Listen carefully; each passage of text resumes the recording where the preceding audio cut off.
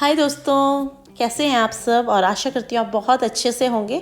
तो आज जो ये प्यारे प्यारे फूल आपको दिखा रही हूँ, ये आप पहचान ही गए होंगे।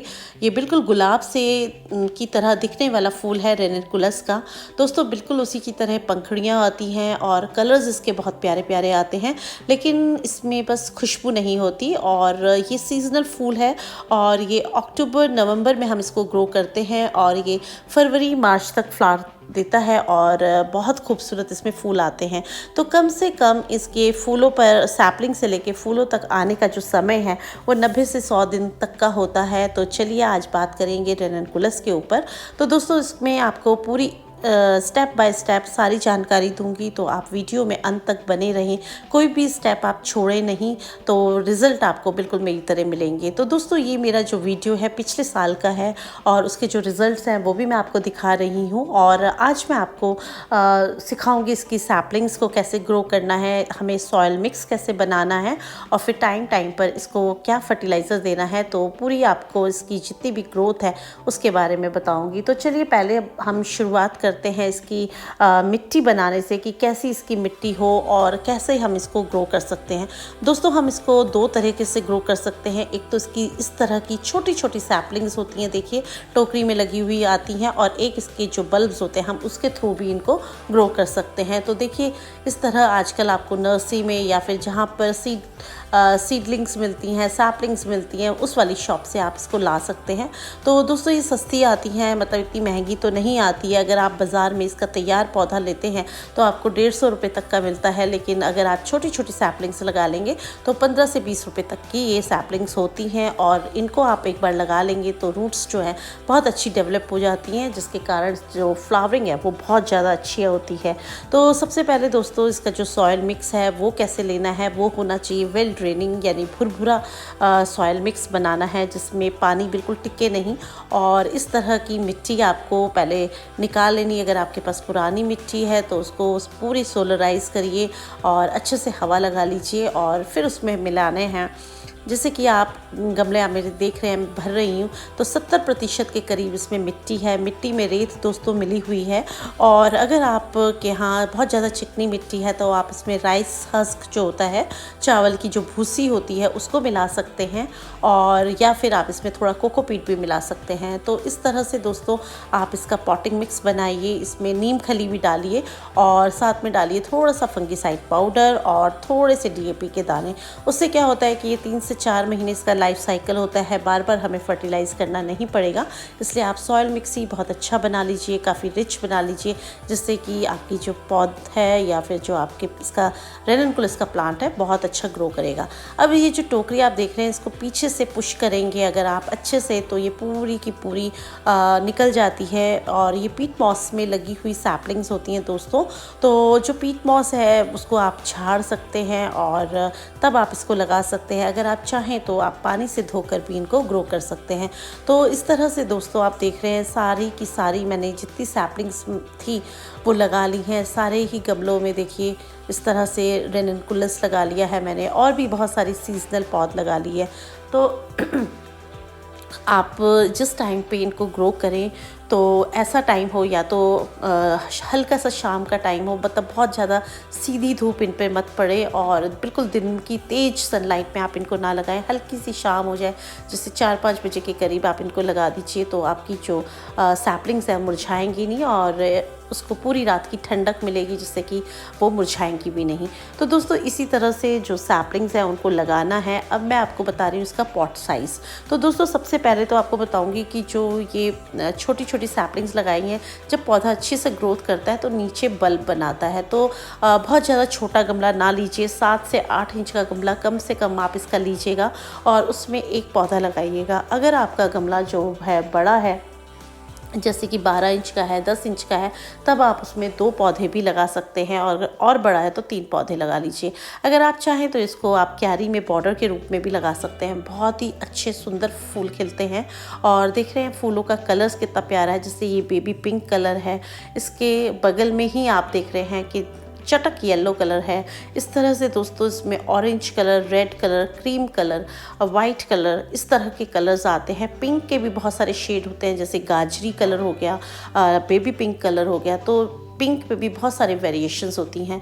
तो ये पीच कलर हो गया, ऑरेंज कलर हो गया, ऑरेंज में भी 2-3 कलर्स आते हैं। तो इस तरह के दोस्तों इसमें कलर्स होते हैं। अब मैं अगर सॉइल के बाद बात करूँ इसकी वाटरिंग की, तो दोस्तों वाटरिंग तो हर प्लांट को चाहिए ही है, लेकिन जैसे आप छोटी सी सैपलिंग लगा रहे हैं तो उसमें बहुत ज़्यादा पानी आपको नहीं देना है। ठंडियों के दिन है तो आप उसमें जब ऊपर की मिट्टी आपकी सूख जाए, आपको लगे कि अब सूख गई है, तो उसके बाद थोड़ा पानी दीजिए।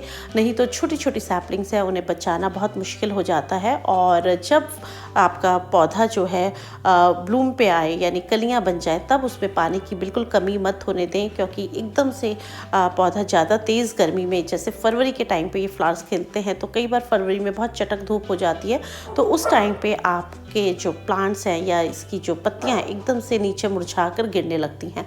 तो पानी का आप बहुत अच्छे से ध्यान दीजिए, लेकिन जब छोटी सैपलिंग्स लगाएं उस टाइम पे आप ओवर वाटरिंग ना करें, नहीं तो जो सैपलिंग्स हैं वो गलने लग जाती हैं, सड़ने लग जाती हैं और वो फिर जो पौधा है वो मर जाता है। तो इस तरह से अगर आपकी सैपलिंग्स ठीक ठाक चल जाती हैं, तब आप उसमें 10 दिन में 15 दिन में गुड़ाई करिए, जिससे कि उसमें थोड़ा सा एरिएशन हो। और 90 से 100 दिन यानी 3 महीने लगते हैं किसी भी प्लांट में फ्लावरिंग पे आने पे। और जब इस टाइम पे आपके फ्लावर्स आ जाए तो दोस्तों इनको पार्शियल सनलाइट में रख दीजिए, यानी हल्की हल्की धूप और हल्की हल्की छाँव इन पे बनी रहे, जिससे कि आपके जो फ्लावर्स हैं जल्दी मुरझाए ना, उनके जो कलर्स हैं बहुत चटक आएँ। और जो इसके नीचे से पत्ते बहुत ज़्यादा रहते हैं, उन पुराने पत्तों को आप निकालते रहें, जिससे कि आप उनको अच्छे से गुड़ाई कर सकें। तो ये सारा प्रोसेस है दोस्तों, और इस तरह से अगर आप अपने रेननकुलस को लगाएंगे तो आपके बहुत ही अच्छे चलेंगे। तो दोस्तों लोकेशन की अगर हम बात करें, जैसे मैंने आपको बताया छोटी सैपलिंग्स हैं, पहले तो उनको आप शेड में रख दीजिए, फिर आपको लगता है 1 हफ्ता हो गया है तो आप उनको फुल धूप में ले आइए और फिर अच्छे से उनको गुड़ाई वगैरह करिए। और जिस टाइम पे आपके फ्लावर आ जाएं या खिल जाएं, तब आप उनको हल्का सा पार्शियल सनलाइट दीजिए, जिससे कि फूल जो है मैंने जैसे बताया काफ़ी दिन चलेंगे। तो लोकेशन की बात हो गई दोस्तों। फर्टिलाइज़र आपको इसमें 4-4 दाने डीएपी के डाल देने हैं। अगर आप चाहते हैं कि गमला पूरा ऊपर तक भरा है और आप इसमें फर्टिलाइज़र कैसे ऐड करें, तो आप इसका लिक्विड मैन्योर बनाकर भी दे सकते हैं। 1 किलो गोबर की खाद को अगर आप पानी में मिक्स कर देंगे, 5 लीटर पानी में आप उसको भिगा लीजिए और फिर उसमें 5 लीटर पानी और मिला के 10 लीटर पानी में उसको लिक्विड मैन्योर बिल्कुल पतला देकर छान कर आप इसमें डालेंगे, तो जो फ्लावरिंग है बहुत अच्छी होगी और उससे आपके जो कलर्स हैं फूल के वो भी चटक होंगे। तो दोस्तों सिर्फ इस तरह से हमें जितनी भी रेनकुलस हैं उनकी केयर करनी है बहुत अच्छे से।